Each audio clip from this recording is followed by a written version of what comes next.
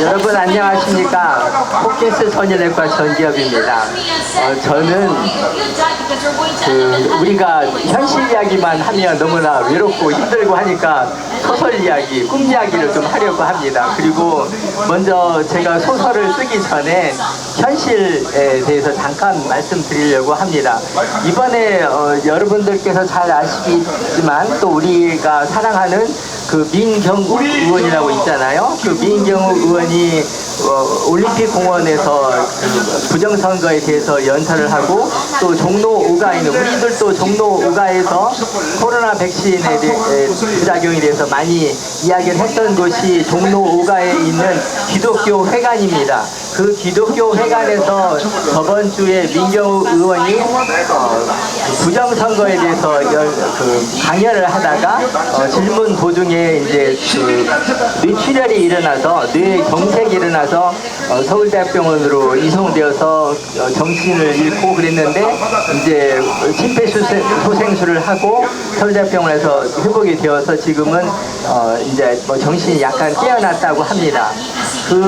우리들은 이제 그 민경욱 의원의 부인도 의사라고 하는데 이제 좀 아쉬운 것이 뭐냐면 민경욱 의원이 예전에도 코로나 질환을 앓고 나서 생사를 넘나드는 그런 상황까지 갔었거든요. 그런데 하나님이 사랑하셔서 민경욱 의원을 코로나 질환에서 회복하도록 도와주셨고 그 후로 이제는 본인은 코로나 질환에 대해서 잘 본인이 경험을 했지만은 코로나 질환이 무섭다는 것은 알고 있겠지만은 코로나 질환보다는 코로나 백신이 98배, 그러니까 존스홉킨스하고 하버드 대학에서 발표한 바에 의하면 코로나 백신이 코로나 질환 그 자체보다 98배가 더 해롭다고, 더 위험하다고 발표가 되어 있습니다. 그러니까 민경욱 의원이 그때 당시 생사를 넘나들면서 고생했던 것이 한 개의 위험성을 가진 코로나 질환이었다면 코로나 백신은 그보다 98배가 더 심한 것이 코로나 백신입니다. 그런데 사람들은 여전히 몰라요. 그래서 조금 있다가 소설을 쓰기로 하고 그 민경욱 의원이 이번에 부정선거에 대해서 강연을 하다가 쓰러지게 된 것은 뇌혈관이 막혀서 이렇게 정신을 잃게 되고 쓰러지게 되고 심장마비가 오게 되고 위험한 상황에 처했던 것입니다.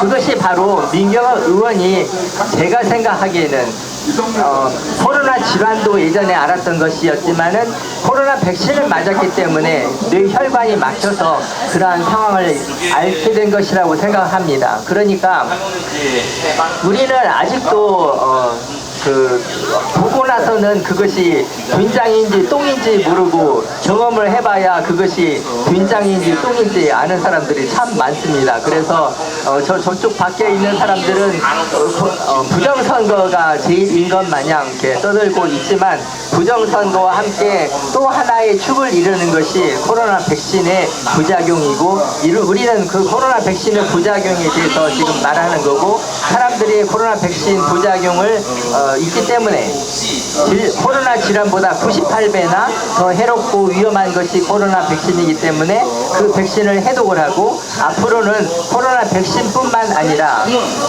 에볼라 바이러스 백신이라든지 한타 바이러스 백신이라든지 조류 독감 백신이라든지 또 겨울철에 오는 무슨 겨울철 독감 백신이라든지 그런 백신을 맞지 마시라고 우리는 운동을 하고 있습니다. 지금은 우리가 비록 어려운 상황 속에서 이렇게 코로나 백신 반대 운동, 코로나 백신 부작용 치료 운동을 하고 있지만 지금 제가 저번 주에 말씀드린 것처럼 우리가 엘리야가 무릎을 꿇고 갈멜산에서 기도할 때에 저 먼 끝에서 흰 구름이 올라오고 있는 것이 보이고 그 흰 구름 때문에 하나님이 주시는 늦은 비가 올 거라고 저는 확신하고 있습니다. 그래서 아까 우리 사회 보시는 분이 정부에서 지금은 썩어빠진 정부에서 무안에다가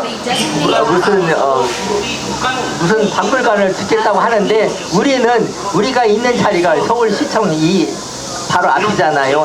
제가 생각에는, 제가 꿈꾸는 우리들은 코로나 백신의 박물관을 이 언저리에, 우리가 눈으로 보면 볼 수 있는 이 언저리에 우리 코로나 백신의 해독에 대해서, 코로나 백신이 우리들의 미치는 악한 영향에 대해서 코로나 백신에 대한 진실을 파헤치는, 우리가 지금 오늘 이렇게 활동하는 그 모든 것이 기록에 남아있고 그 기록을 기록할 수 있는, 기록을 남길 수 있는 코로나 박물관을 이 근방에다가 만들 것입니다. 그래서 그 코로나 박물관이 이 근방이에요. 그러니까 우리가 걸어서 5분 안에 갈 수 있는 그러한 위치에 코로나 박물관이 세워질 것입니다. 그래서 우리 정부에서 세우는, 우리가 평생에 한 번 가볼까 말까 하는 무한의 그런 박물관을 세우는 것이 아니라 사람들이 늘상 오며 가며 볼 수 있는 코로나 박물관을 이 서울시청 근저리에 5분 안 거리에 우리는 만들 것입니다. 그리고